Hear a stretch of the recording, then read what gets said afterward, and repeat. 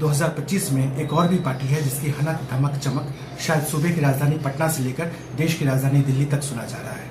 जनसुराज की बात कर रहे हैं। बखूबी आप जो हमारे बगल में बड़े व्यक्तित्व और शख्सियत बैठे हुए हैं, उनके गले में पड़े हुए पट्टे से आप समझ सकते हैं किस पार्टी की हम बात कर रहे हैं। जनसुराज के संभावित प्रत्याशी के तौर पर डॉक्टर अमित कुमार दास इस वक्त हमारे साथ एबी न्यूज जैसे बड़े ब्रांड पर मौजूद हैं और बात करेंगे क्यों बिहार की जरूरत है जनसुराज, क्यों मुजफ्फरपुर के आम लोगों के वास्ते शायद इस बार इस पार्टी ने जो पटकथा लिखने का काम किया है और जो कोशिशें हुई हैं वो बहुत हद तक कामयाब होगा। खुद हमारे साथ डॉक्टर ए.के. दास साहब मौजूद हैं। सर, एबी न्यूज में आपका बहुत बहुत स्वागत है। बहुत बहुत धन्यवाद। एबी न्यूज के सभी दर्शकों का बहुत बहुत शुक्रिया कि आज उन्होंने मुझे सुनने का मौका दिया। मुजफ्फरपुर विधानसभा क्षेत्र की बात कर रहे हैं। सत्ता पक्ष विपक्ष कभी न कभी काबिज होते रहे और इस बार भी महागठबंधन यहाँ पे काबिज रहा। कांग्रेस के विधायक रहे, किसी की बात नहीं करेंगे, जनसुराज की बात करेंगे। मुजफ्फरपुर की जनता ने पाया क्या, मुजफ्फरपुर की जनता ने खोया क्या? खोया अपना गौरवशाली इतिहास, खोया अपने बच्चों का भविष्य जो आज जवान हो चुके हैं और मजबूर हो चुके हैं यहाँ से बाहर जाने के लिए। चूंकि ये शहरी क्षेत्र है तो यहाँ पे पलायन जो है वो रोजी रोजगार से कम पढ़ाई लिखाई और नौकरी से ज़्यादा रही है। तो यहाँ के लोग जो यहाँ पढ़कर आधी पढ़ाई कर कुछ लोगों ने मैट्रिक की पढ़ाई की होगी, कुछ लोगों ने इंटर की पढ़ाई की होगी, लेकिन ज़्यादातर लोग जो अपनी प्रोफेशनल पढ़ाई है उनको अन्य क्षेत्रों में जाकर करना पड़ा। तो खोया हमारा, हम अपने लोकल भाषा में बोलते हैं समांग। हम लोग अपने हैंड्स को खो रहे हैं। हमारे घर जो हैं, हमारे मोहल्ले जो हैं अब वृद्धों का मोहल्ला हो गया है, बूढ़ों का मोहल्ला हो गया है और उनके देखभाल करने के लिए लोग सिर्फ छठ और दिवाली में दिखते हैं। बड़ी बड़ी गाड़ियां आती हैं दिल्ली से, बेंगलोर से, छत्तीसगढ़ से और उनके बच्चे उनको सिर्फ दिवाली और छठ तक रहते हैं। उसके बाद वो अपने अपने क्षेत्र में जाते हैं। तो हम लोग खो रहे हैं अपने भविष्य को, खो रहे हैं अपने वर्तमान को। पाया क्या? पाया सिर्फ निराशा। डॉक्टर साहब के शब्द बहुत कम है, मायने बहुत ज्यादा है। मायने ये है कि जनता ने सिर्फ खोया है।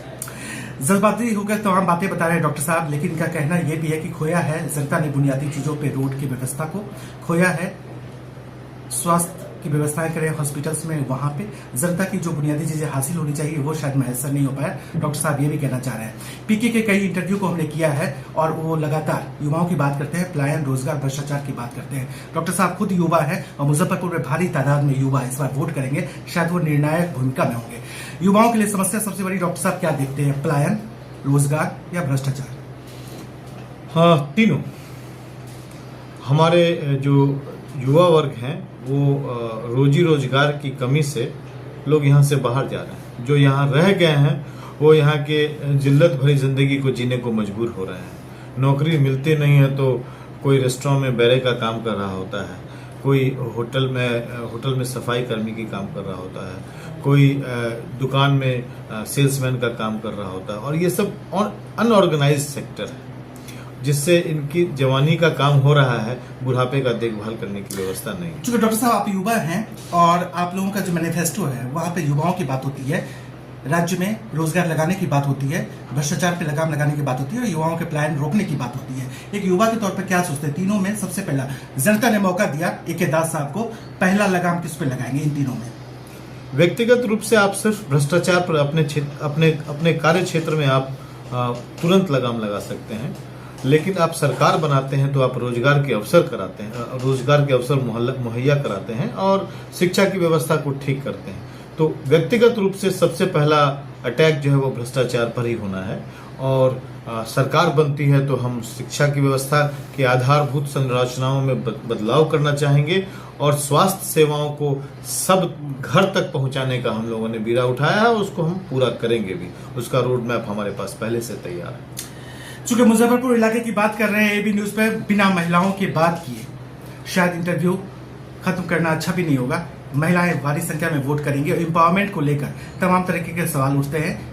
चाहे राज्य में सरकार जेडीयू एनडीए की है, नीतीश कुमार मुखिया हैं, लेकिन महिलाओं के सशक्तिकरण पर हमेशा बल होता है। जब भी जनसुराज की बात होती है तो महिलाओं के मामले में आप लोग थोड़े पिछड़ते हुए दिखाई देते हैं। जो वोट बैंक है जेडीयू की तरफ इंटैक्ट है, जो महिलाएं निकलती हैं शायद वोट करती है।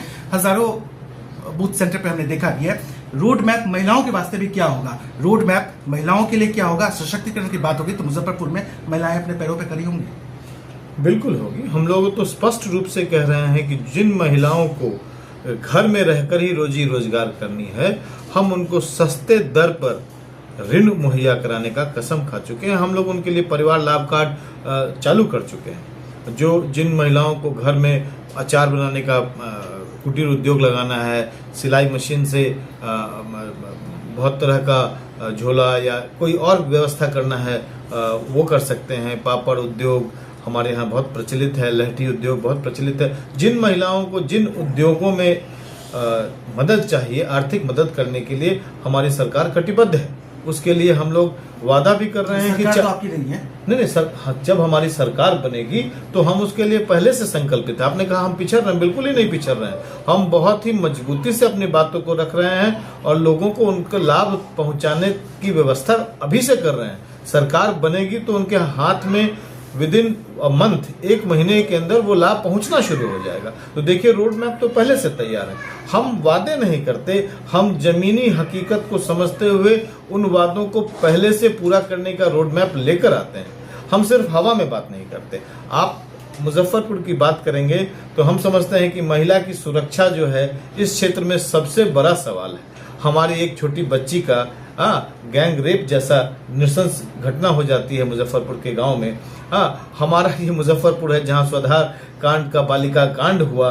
तो बताइए ना, ये तो पिछले ही सरकार में हुई, ये एग्जिस्टिंग सरकार में। तो आप बताइए कि सिर्फ जीविका दीदी से उनको कुछ रुपए बांटना अगर महिलाओं के विकास का बात है तो सुरक्षा क्या विकास की बात नहीं है? महिला सुरक्षा के विकास की बात नहीं है? मुजफ्फरपुर के संभावित प्रत्याशी जनसुराज की तरफ से डॉक्टर ए के दास साहब इस वक्त हमारे साथ मौजूद हैं और शायद कयासों का बाजार घर में सूत्रों के हवाले से खबर है कि जनसुराज ए के दास के नाम पे दाव लगा सकता है और शायद ए के दास जनता के बीच में चुनाव में जनसुराज की तरफ भी जाएंगे। जनता ने मौका दिया, आशीर्वाद दिया, बिहार विधानसभा तक पहुंचे दास साहब। 2 ऐसे काम बताइए जो आपके अरमान है, ख्वाब है, दिल में शिद्दत है, होना चाहिए मुजफ्फरपुर में 2 ऐसे काम। मुजफ्फरपुर में पहला काम जो है, हमें इस जाम से मुक्ति मिले। मैं खुद भी जूझा हूं। इस जाम से मुक्ति मिले, हमारा बाजार हाट जो है वो अच्छा हो, हमारे यहाँ व्यवसाय करने की स्वतंत्रता और वैसा माहौल बने, हमारे बच्चों को अच्छा स्कूल मिले, हमारा जो ये बूढ़ी गंडक है उसको सुंदर बनाया जाए, हमारा बाबा गरीबनाथ का मंदिर है उसको सुदृढ़ कर कर वहाँ जो हर साल लाखों लोग जल चढ़ाने आते हैं उसकी व्यवस्था को अच्छा किया जाए, हमारे जो मुसलमान भाई हैं वो अपने धर्म का अच्छे से पालन करें, उसका भी ध्यान हमें रखना चाहिए। हम किसी एक जाति, धर्म या किसी संप्रदाय की बात नहीं करते, हम सबों का ध्यान रखना चाहते हैं। ए के दास साहब हमारे साथ मौजूद हैं, तमाम मुद्दों पे बेबाकी के साथ अपनी बातों को रख भी रहे, जवाब भी रहे। सर, लाखों लोग आपको देख रहे हैं और खासतौर पे मुजफ्फरपुर की जनता, उनके लिए 2 शब्द आपके अपील, गणमान्य आवाम के नाम, गणमान्य मतदाताओं के नाम। सही सोचें, सही लोगों को चुनें, सबके साथ मिलकर एक नया मुजफ्फरपुर बनाने का प्रयास करें। धन्यवाद। डॉक्टर साहब का कहना है कि विकास की नई पृष्ठभूमि होगी, विकास का नया पटकथा होगा, विकास की एक नई शुरुआत होगी, विकास की एक नई आंधी होगी और विकास का एक नया रफ्तार, एक नया अध्याय होगा मुजफ्फरपुर विधानसभा क्षेत्र में। साथ ही इनका ये भी कहना है कि बुनियादी चीजों पे जो काम नहीं हो पाया उसको करके दिखाएंगे और शायद जनता के वास्ते तमाम चीजें उपलब्ध भी करवाया जाएगा जनसुराज की तरफ से। देखने वाला वक्त होगा, लेकिन शायद 20-25 दिनों के आसपास नोटिफिकेशन जारी हो रहा है चुनाव आयोग की तरफ से। उसके बाद जरूर चुनाव में दास साहब से मुलाकात होगी और देखेंगे कितना लंबा सफर ये तय कर पाए। डॉक्टर साहब, बहुत बहुत शुक्रिया। बहुत बहुत धन्यवाद। तमाम आपके मुस्कुराहट बहुत कुछ कह रही है आपकी। हर चेहरे के पीछे होते हैं 10-20 चेहरे, जिनसे मिलना हो कई बार मिलो। इसलिए फिर आइए, फिर मुलाकात होगी और बहुत सारी बातें होंगी। आपको मुजफ्फरपुर की पूरे रोड मैप के साथ मैं आपके साथ रहूंगा। शेर कहा डॉक्टर साहब ने, एक शेर हम भी कहते हैं कि कुछ देर की आंधी है, कुछ देर की आंधी है, फिर शोर आएगा, तुम्हारा वक्त आया है, हमारा दौर आएगा।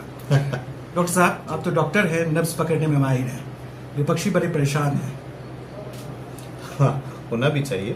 हम तो कहते हैं कि बीमारी को जो सही से डायग्नोसिस कर पाए उसी डॉक्टर के पास जाना चाहिए और टेक्नोलॉजी का विकास बहुत तेजी से हो रहा है, तो नए डॉक्टर और नई दवाइयों की तलाश में हमेशा रहना चाहिए।